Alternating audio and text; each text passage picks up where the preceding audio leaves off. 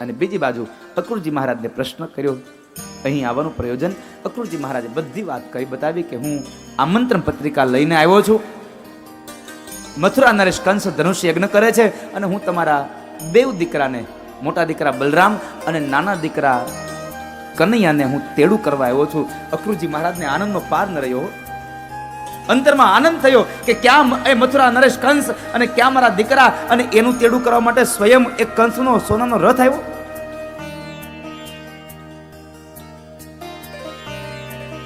જરૂર હોય ને, જરૂર ત્યારે આપણે લાડવા ખવડાવીએ. આપણે ગરજ હોય ત્યારે આપણે લાડવા ખવડાવીએ અને ગરજ મટી જાય એટલે ખાટી છાશય નો આપીએ. રામચરિત માનસમાં ગૌસ્વામી લખ્યું છે, સુર નર મુનિ જન સબ કે યહ રીતિ, સ્વાર્થ કારણ સબ કરહી પ્રીતિ. બધાઈને સ્વાર્થ હોય એટલે લાડવા ખવડાવે, સ્વાર્થ પતે એટલે ખાટી છાશ ન આપે. અહીંયા કંસને સ્વાર્થ છે એટલે સોનાનો રથ મોકલ્યો છે. બધાને વાત બહુ ગમી, નંદ બાબાને આનંદ થયો, પણ એક માત્ર માં યશોદાને આ વાત ન ગમી. મારા કનૈયાને લઈ જવાનો આ શબ્દ યશોદાને નહીં ગમ્યો. માં યશોદા બોલ્યા છે, નંદરાય તમારે જવું હોય તમે જાજો, બલરામને સાથે લઈ જાજો, વ્રજ ને વૃંદાવનના ગોવાળિયાઓને લઈ જાજો, મારો કૃષ્ણ તમારી સાથે નહીં આવે, જાઓ. અરે યશોદા શું કહો છો તમે? હા, મારો કૃષ્ણ નહીં આવે.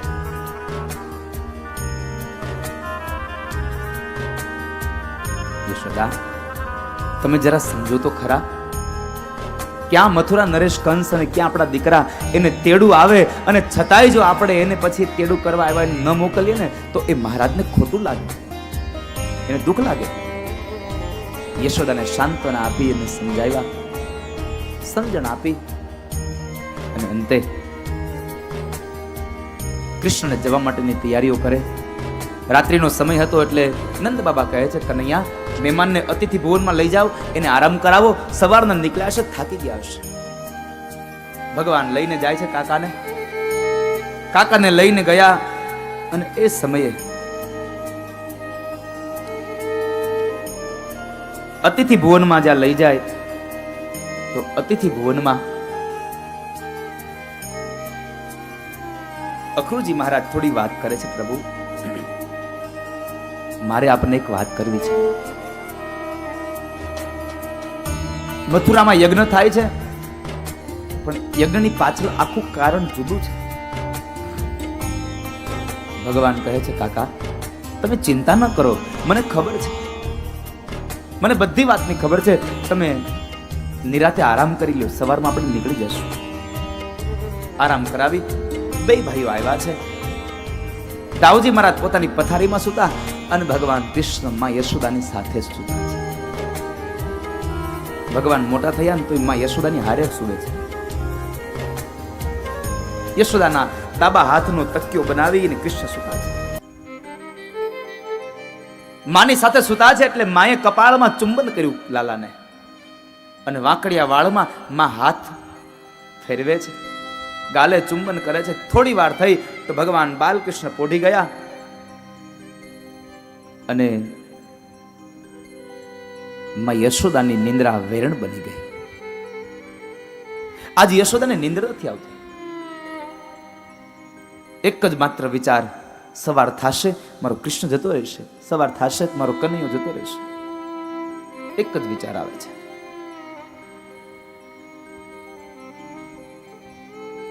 આમ કરતા કરતા આખી રાત માં યશોદાએ રડવામાં પસાર કરી દીધી. સવારમાં વહેલા ઉઠીને માં કામ કરે છે. નંદ બાબા તૈયાર થયા, દાઉજી મહારાજ તૈયાર થયા, પણ હજી ભગવાન કૃષ્ણ આજ સૂતા છે. નંદ બાબા કહે છે, યશોદા લાલાને જગાડું ને, જવાનું મોડું થઈ જશે. રોજના માટે યશોદા વહેલી સવારમાં અવાજ કર્યો, કનૈયા, એ કનૈયા ઉભો થા, લાલા ગાયો ચરાવવા જવાનું છે. આજ માએ નહોતો ઉઠાડ્યો, કારણ એક વાતનો અંદરથી ડર હતો, કૃષ્ણ જગાડીશ ને તો કૃષ્ણ જતો રહેશે. પણ નંદ બાબાએ કહ્યું એટલે યશોદા આવી લાલાને જગાડે છે. લાલા કારણ કે આમ પ્રવેશ કર્યો ને, જ્યાં જુએ તો ઓરડાની મધ્યમાં પલંગ છે અને પલંગની મધ્યમાં ભગવાન કૃષ્ણ કાળી કામળીને પગથી લઈ અને માથા સુધી ઓઢી અને ભગવાન સુતા છે. ભારે હૈયે કામળીનો છેડો પકડીને આમ જણાવે, લાલા ઉભો થા બાપ, મોડું થશે. માને જોયા એટલે માના ચરણારવિંદમાં વંદન કર્યા છે અને માને બથ ભરીને એટલે માએ કપાળની અંદર ચુંબન કર્યા, પણ માની આંખના બે ખૂણાઓ ભીના થઈ ગયા, પલળી ગયા. કારણ આજ કૃષ્ણ જતો રહેશે, આજ કનૈયો વયો જશે.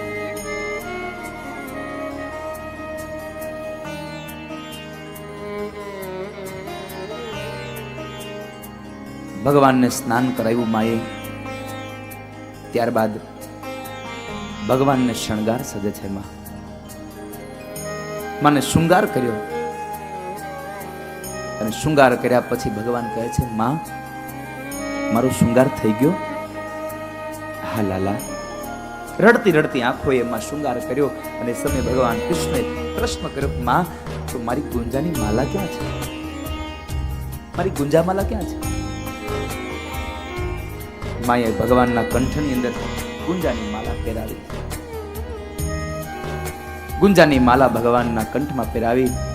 મહાપુરુષ એમ કહે છે, ભગવાનને તમે ગમે તેટલો શૃંગાર અર્પણ કરો, પણ જ્યાં સુધી તમે એને ગુંજાની માળા, ચનોઠીની માળા ન પહેરાવો, ત્યાં સુધી મારા ઠાકોરનો શૃંગાર અધૂરો છે. એટલે ઠાકોરજીને ગુંજાની માલા પહેરાવજો. ઠાકોરજીને ગુંજાની માલા પહેરાવવાની પણ પદ્ધતિ છે. શિયાળાનો સમય હોય તો લાલ ચનોઠીની માળા પહેરાવજો અને ઉનાળાનો સમય હોય તો સફેદ ચનોઠીની માળા પહેરાવજો.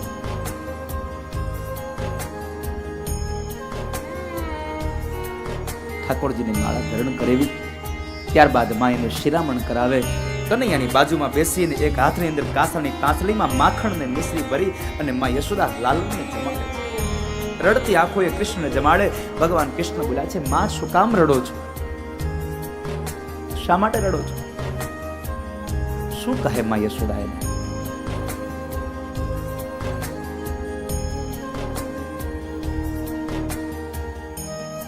નંદ બાબાએ ફરી અવાજ કર્યો, યશોદા થોડી ઉતાવળ કરો ને, તાપ થઈ જશે,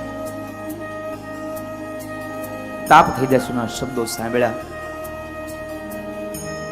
અને એ સમયે તમામ ગાડાઓ તૈયાર થયા છે. ગાડાઓની અંદર દૂધ, દહીં, ઘી, માખણના માટલાઓ મૂકી મૂકીને ગોવાળિયા તૈયાર થઈ ગયા. આજ તમામ વ્રજવાસીઓને ખબર પડી કૃષ્ણ જાય છે. આજ કોઈ ગાયો લઈને ન ગયા. આજ આખું વાતાવરણ પરિવર્તિત થઈ ગયું. વાતાવરણ કૃષ્ણ જાય છે. ઉંમર શું હતી? 11 વર્ષ અને 52 દિવસ.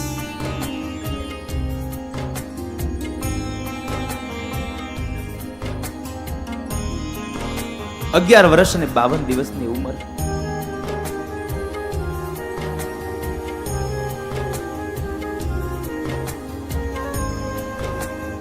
માં કૃષ્ણને લઈને નીકળે છે જલમાંથી બહાર. આંગણામાં આવે છે. રથ તૈયાર થયો. અક્રૂરજી મહારાજ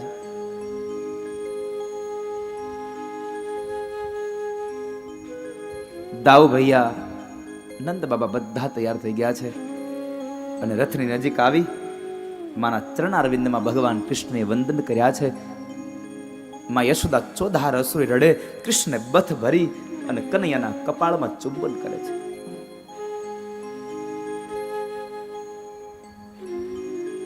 કનૈયાના કપાળમાં ચુંબન કરે છે.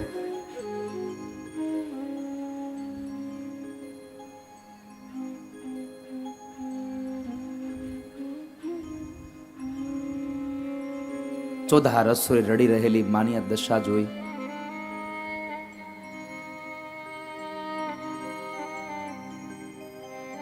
આમ ચારે બાજુ નજર કરે ને, વ્રજ ને વૃંદાવનની એક પણ ગોપીઓ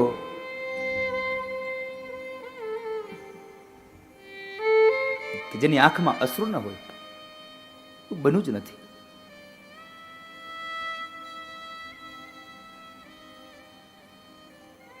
એક એક વ્યક્તિ રડે છે આજે વૃંદાવનનો, એક એક વ્યક્તિ રડે છે.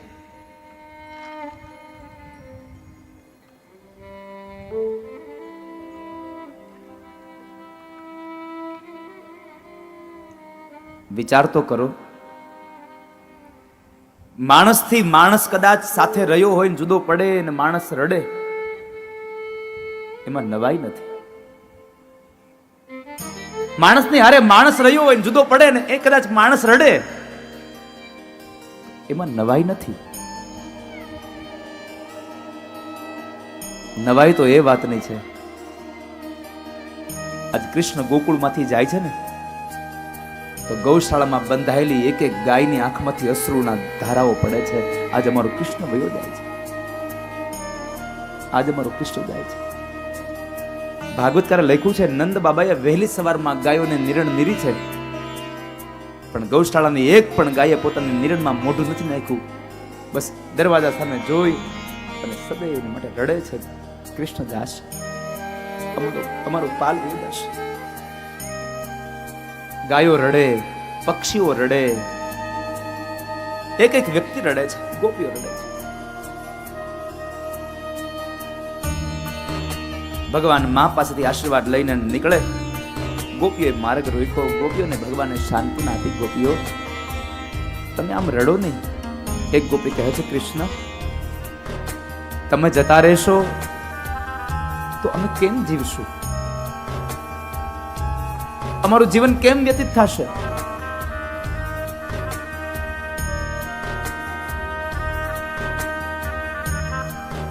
તમારા વગર અમે ન જીવી શકીએ. કાં તો અમને સાથે લઈ જાઓ અને કાં તો તમારા રથના પૈડા અમારા શરીર ઉપરથી ચલાવી દો, અમારો પ્રાણ કાઢી નાખો, પછી તમે ગયા.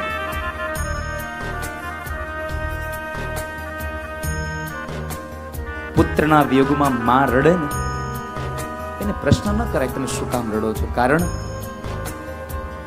જ્યારે પ્રેમની અંદર કોઈ રડવું આવે ને તો એ પ્રેમ ક્યારેય વર્ણવી નથી શકાતો, માત્ર અનુભૂતિ જ થાય છે.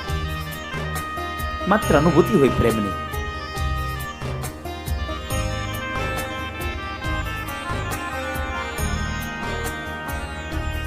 અગિયાર વર્ષ અને 52 દિવસ સુધી કૃષ્ણ માં યશોદાની આંખથી અળગા નહોતા થયા. એટલો પ્રેમ આપ્યો છે કૃષ્ણ. ગોપીઓની વાત સાંભળીને ભગવાન બોલ્યા છે, ગોપીઓ આમ દુખી ન થાવ, પણ જ્યાં સુધી મારું તમારું ભાગ્યનું દિવેલ હતું ને ત્યાં સુધી ભેગા રહી શક્યા. આજ પ્રારબ્ધનું દિવેલ સંપન્ન થયું એટલે સૌને જુદા પડવાનું. આજ આપણું પ્રારબ્ધ અહીંયા પૂરું થયું. ના કૃષ્ણ મને લઈ જા. ગોપીઓને સાંત્વના આપી અને ભગવાન આમ ચારે બાજુ નજર કરે છે. એક ગોપીએ પ્રશ્ન કર્યો, કૃષ્ણ કોને શોધો છો તમે? ગોપી ઓળખી ગઈ ભગવાનને. ભગવાન કશું ન બોલ્યા ને એટલે ગોપી સામેથી બોલી છે, રાધાને શોધે છે ને કૃષ્ણ. કૃષ્ણની આંખો બંધ થઈ ગઈ. કૃષ્ણની આંખો બંધ. ગોપી કહે છે, સામે જુઓ કૃષ્ણ. એ વૃક્ષના થડ પાછળ ઉભેલી એ રાધા તમારી યાદમાં રડે છે. કૃષ્ણ ત્યાં રાધિકા પાસે ગયા ને તો રાધિકા પોતાની ચુંદડીનો એક છેડો અને જમણા હાથની આંગળીનો પેલો નખ પોતાના બે દાંતોની વચ્ચે ચાવે છે. જમણા પગના અંગૂઠાથી આ ધરતીને કોતરે છે કે કદાચ કૃષ્ણ જાય ત્યાર પહેલા જો આ ધરતી જગ્યા આપી દે તો હું એમાં સમાઈ જાઉં. કૃષ્ણ વગરનું જીવન અધૂરું છે મારું.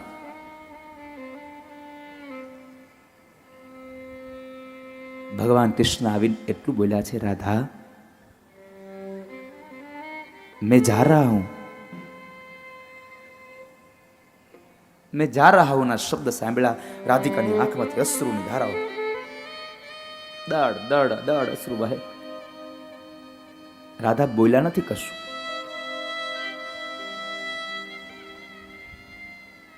પણ કૃષ્ણ એટલું કહ્યું, ખભા ઉપરથી કામળી ઉતારી અને કેડમાં ખોસેલી વાંસળી કાઢી, કામળીને 4 ઘડી પાડી એના ઉપર વાંસળી રાખી અને રાધાના હાથમાં આપીને કહે છે, લે રાધા હવે તારો શ્યામ વાંસળી નહીં વગાડે, હવે તારો શ્યામ વાંસળી નહીં વગાડે. હું કોના માટે વાંસળી વગાડતો? હું મારી રાધાને બોલાવવા વાંસળી વગાડતો. હવે મથુરામાં જઈને વાંસળી વગાડીશ તો મારી રાધા ક્યાં આવશે? હું કોને બોલાવીશ? કોના માટે? રાધિકા કશું ન બોલ્યા. ભગવાન કૃષ્ણ ત્યાંથી નીકળ્યા છે. રથમાં બેઠા છે. રથ આગળ ચાલ્યો. પાછળ પાછળમાં યશોદા ગાંડી ઘેલી થઈને દોડે છે. કનૈયા કનૈયા, પાગલની જેમ રડે છે યશોદા. અને એ સમયે માની આ દશા જોઈને અક્રુ કાકાને કહે છે, કાકા રથ ઉભો રાખો. એકવાર રથ ઉભો રખાયો. ભગવાન નીચે ઉતર્યા. માં યશોદા પાસે આવી યશોદાના બે હાથના બાવડા પકડીને કહે છે, માં શું કરો છો તમે? આમ અધીરા ન બનો તમે. પોતાના નાના એવા હાથથી ભગવાન કૃષ્ણ માના અશ્રુ લૂછે છે. એક એક વ્યક્તિ રડે છે. વૃક્ષનું એક એક પર્ણ રડે છે. ગૌશાળાની એક એક ગાય રડે. વૃક્ષની પર માળામાં રહેલા એક એક પક્ષીઓ રડે છે. આ કૃષ્ણ વયા જાય છે. એક એક વ્યક્તિ રડે છે.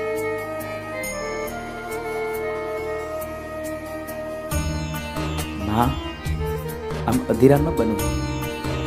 આટલા વ્યક્તિઓ રડ્યા છતાં પણ કૃષ્ણની આંખમાં અશ્રુનું એક પણ બિંદ હજુ નથી આવ્યું. કનૈયાની આંખના ખૂણાઓ ભીના નથી થયા હજી.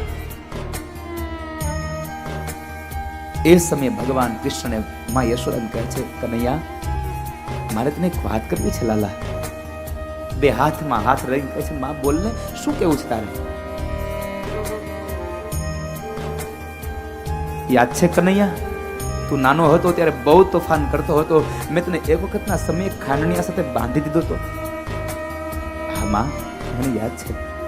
બસ લાલા, તારી મારી એક જ અરજી છે. તારા જીવનની બધી વાતો તારે જેને જઈને કેવી હોય એને કહેજે, પણ તારી મારી એક પ્રાર્થના સાંભળ. મેં તને ખાંડણીએ બાંધ્યું હતું ને લાલા, એ વાતને ભૂલી જાજે. આ વાતને કોઈને કહેતો નહીં દીકરા. આટલા શબ્દો સાંભળ્યા ને કૃષ્ણની આંખોના ખૂણા ભીના થઈ ગયા ને એટલું બોલ્યા છે, માં મારા જિંદગીની તમામ વાતોને હું ભૂલી શકું, પણ યશોદા તે મને ખાંડણીયા સાથે બાંધ્યો હતો ને એ વાત કોઈ દિવસ ન ભૂલી શકું. કારણ આ દુનિયાનો કોઈ જીવાત્મા મને બાંધી નથી શક્યો, માત્ર યશોદા તે મને બાંધ્યો છે. માટે હું જિંદગીમાં ન ભૂલી શકું આ વાત. માત્ર તે મને બાંધ્યો છે. દુનિયામાં કોઈથી ન બંધાયો.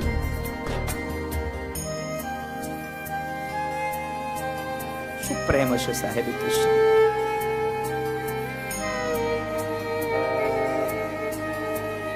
જતા જતા માના હાથની અંદર હાથ આપીને એટલું કીધું, માં હવે રડશો નહીં, આપણે બહુ જલ્દી મળીશું. કૃષ્ણ માને કોલ આપી દીધો મળવાનો. માને સાંત્વના માટે શબ્દ કહી દીધો, માં આપણે મળીશું, પણ ક્યારે મળીશું અને ક્યાં મળીશું એનું કોઈ સરનામું નહીં આપ્યું. એટલું ચોક્કસ કહ્યું, માં આપણે મળીશું. માને કહ્યું છે આપણે મળીશું, ગોપીઓને કહ્યું છે આપણે મળીશું. ઓલી રાધાને ન કહ્યું કે રાધા આપણે મળીશું. કારણ ભગવાન એમ કહે છે, રાધા આપણે તો શરીરથી જુદા થઈએ છીએ, બાકી આત્મા તો આપણો એક જ છે ને. ક્યાં જુદા છીએ? આપણો આત્મા તો એક જ છે. ભગવાન કૃષ્ણ માને સાંત્વના આપી રથમાં બેસી અને નીકળે. રથ આમ રથના પૈડાઓના ગતિ વધી અને ગોપીઓ પાછળ દોડી દોડીને રડે. માં યશોદા પાગલ બનીને રડે છે. પણ હવે કૃષ્ણ એક વખત પાછું વાળું ન જોયું. કાકાને કીધું, કાકા હવે રથ જવા દો. જો હવે ઉભો રાખશો તો મને ચોક્કસપણે ભરોસો છે કે આ વૃંદાવન વાળા મને નહીં આવવા દે મથુરા. હવે રથ જવા દો.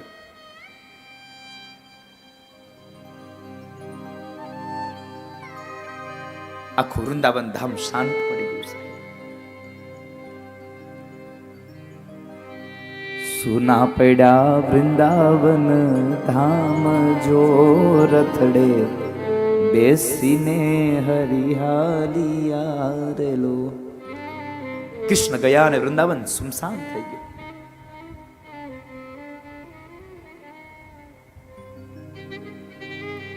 કપટી તે કંસના તેડા આવ્યા રે લોલ, છોડી હાલ્યા હૈયા કેરા હાર જો રથડે બેસીને હરી હારિયા રે લોલ. એક માથી દીકરો જુદો પડ્યો, પણ આધ્યાત્મિક અર્થમાં જોવા જઈએ તો એક જીવ ભગવાનથી જુદો પડ્યો ને એનું દુઃખ આ જીવને ગોપીને છે. માં યશોદાને દુઃખ છે.